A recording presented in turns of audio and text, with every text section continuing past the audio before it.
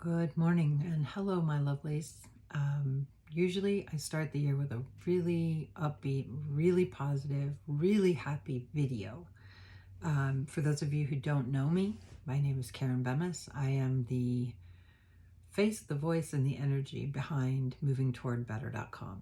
And I spend a lot of time helping people live their best life based on their personality.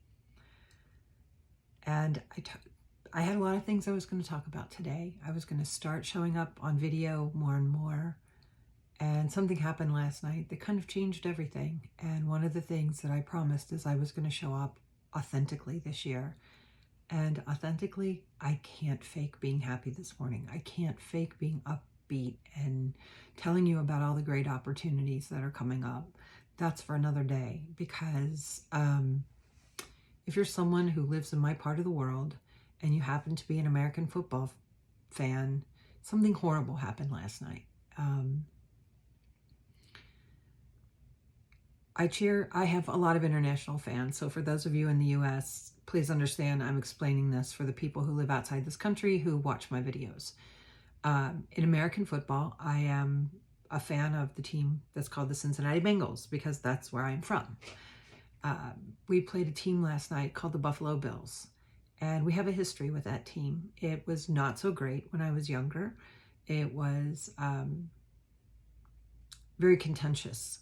And then about, I don't know, 5 or 6 years ago, maybe a little longer, one year to get in the playoffs, which is similar to, if you're familiar with, European football, it's kind of like our knockout stage before the Super Bowl. And so they needed us to win so that they could go to that round. And we did. And when we did that, the fans from Buffalo all donated, not all, but many of them donated money to our quarterback, similar to the striker. He's the guy that's kind of the head of the offense, if you will. They donated money to his charity as a thank you, which was really a cool thing to do, right? So kudos to the Buffalo Bills fans for doing that. Then a few years later, we needed them to win a game so that we could advance, and they did. And in both cases, it didn't help the teams that won. It helped the other team. And so we donated to one of their charities. And so it's become kind of a thing that we do that with one another. And last night, a young man, after making a play, he tackled, the young man's name is Damar Hamlin. He's 24 years old. He tackled one of the Cincinnati Bengal players, T. Higgins, who is only 23. And his helmet hit, T. Higgins' helmet hit Damar Hamlin in the chest, just so that in the right way, in the right time, that his heart skipped a beat. And it sent him into cardiac arrest. And he fell on the floor, or he fell to the turf is really what it was. And I don't know that I've ever seen them bring an ambulance onto the field, but they did. And it was horrific. And they did CPR on the young man for 9 minutes when he left the stadium, and they waited for his mother to get to the ambulance, which tells you how serious it is.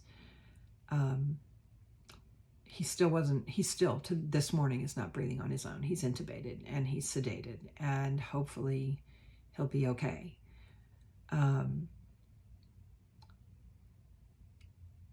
Both teams surrounded him to create a wall of privacy, because he's literally in front of, tens of thousands of fans who were all quiet and very respectful. And I have some notes because I just wanted to make sure I didn't miss anything, because these are young men who were in tears, and fans were in tears, and this ended up being the first NFL game in the history of the league to be canceled after a kickoff. The fans, as they left, were quiet and they were respectful, and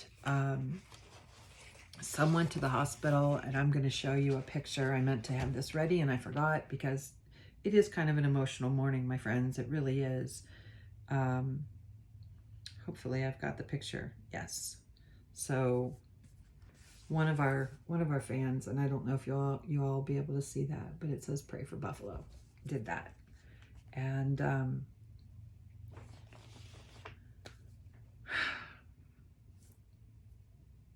sometimes you just do what you can when you can't do anything else. And so a lot of people started just donating to the Buffalo Bills Foundation, which is a charity.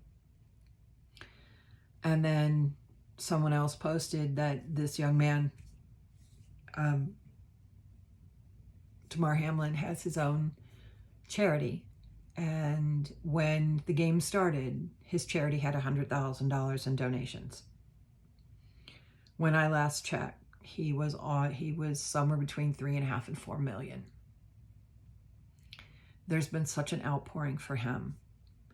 And the question might be right now, why in the world am I talking about this, right? Well, the reason I decided to do this is, one, like I said, I decided to show up authentically this year. Number two, I can honestly say on many levels, I have been there. I have been where the people in this situation are. And when I say that, when I was in my early 30s, which is a long time ago, but I was walking off. I used to play volleyball a lot, and I was walking off the court with my team as our game was ending, and one of our players did exactly what Damar Hamlin did, and he did not make it to the hospital alive. So I know what his teammates feel like, to see that happen, to be that helpless, to go to the hospital, which we all did, and it's devastating. And I understand that the NFL is a business. I understand that this game had consequences for both teams and other teams as well. I absolutely applaud them for doing what they did, because these young men they were in no position to do this, to keep going. I know that for a fact. And it got very hard for a while to go back on a volleyball court. So, so I watched as a teammate. I've seen that happen. I know what those guys feel like. As a mother, my heart goes out to his mother, Nina. It really, really does. I assume it's Nina. It could be Nina. I don't know. But I've had a baby in ICU. And I don't care if they're newborn or they're 24 years old. They're still your babies. And I've been there. I've been there with my child. I've been there with a parent where there's nothing you can do but just be there and pray. And if his mother ever sees this, please know there are so many mothers that are holding you in prayer, in their thoughts, sending you all of the good vibes they possibly can. Because some of us have been there, and some of us just are there in our heart. We're with you. Please know that. We understand that we're praying for your baby. We really are. And we understand exactly that is exactly who he is. He's just your baby right now.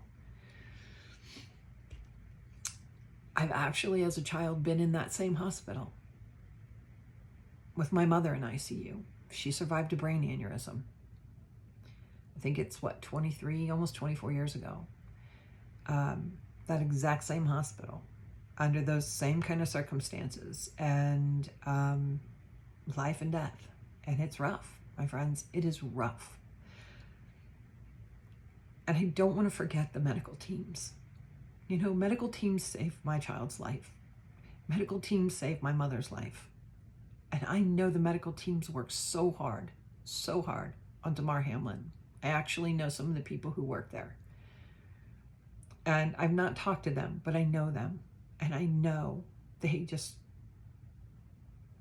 what they do. That's their job, is to save lives. I've even been there as a wife. My husband's a type 1 diabetic. I've been there.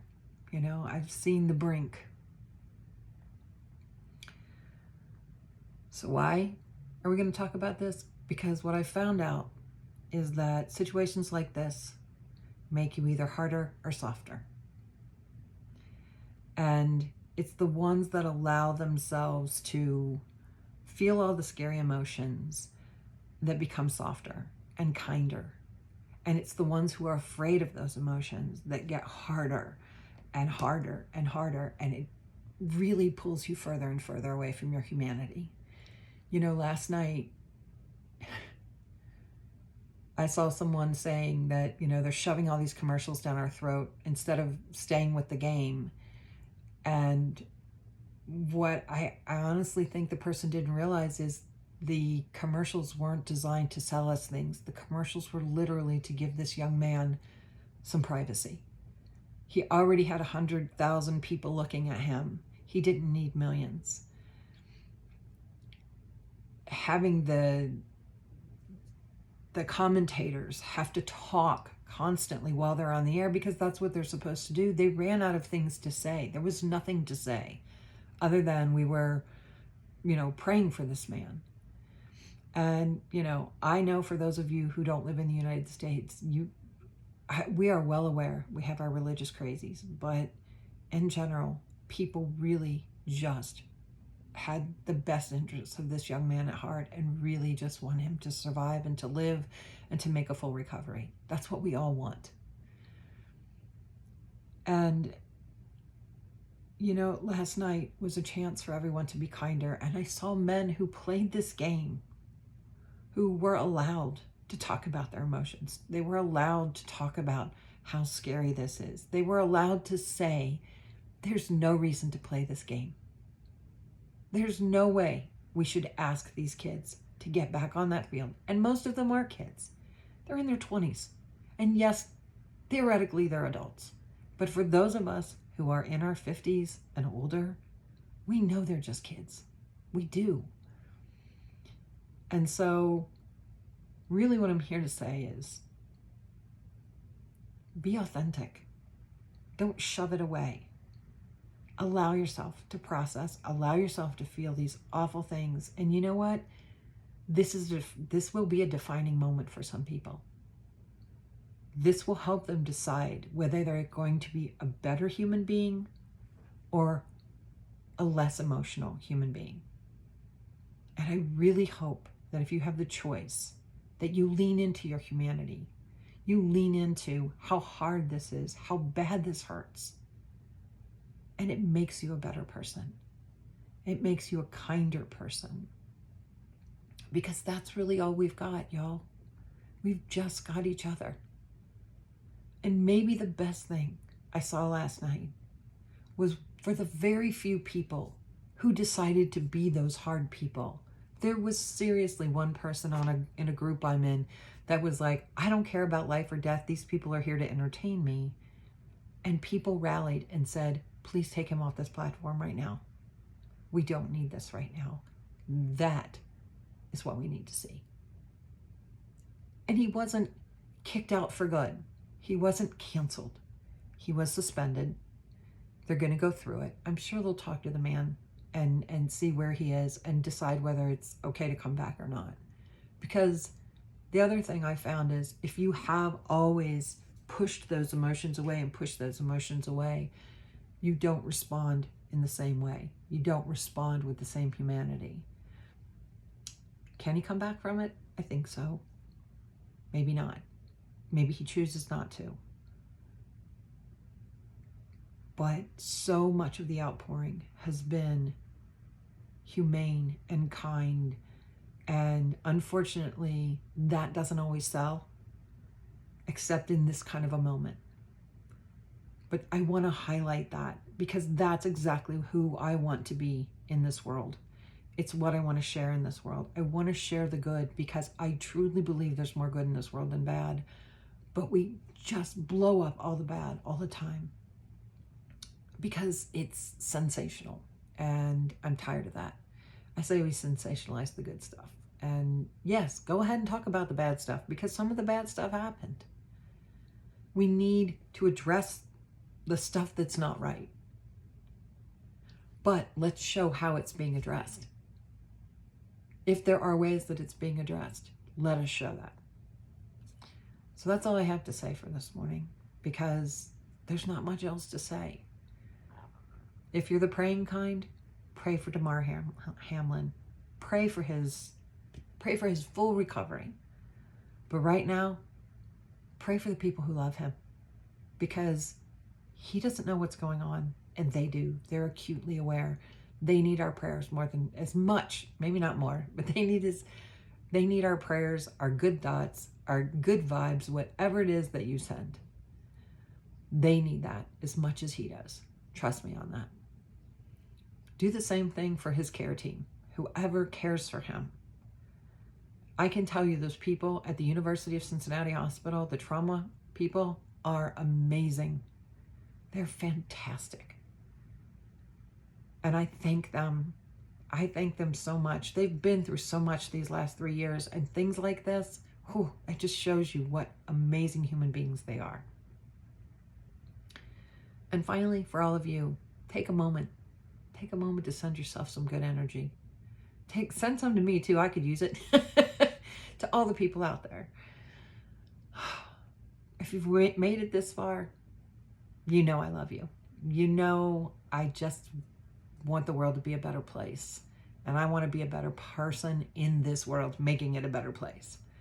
So until next time, my friends, when we'll get back to eventually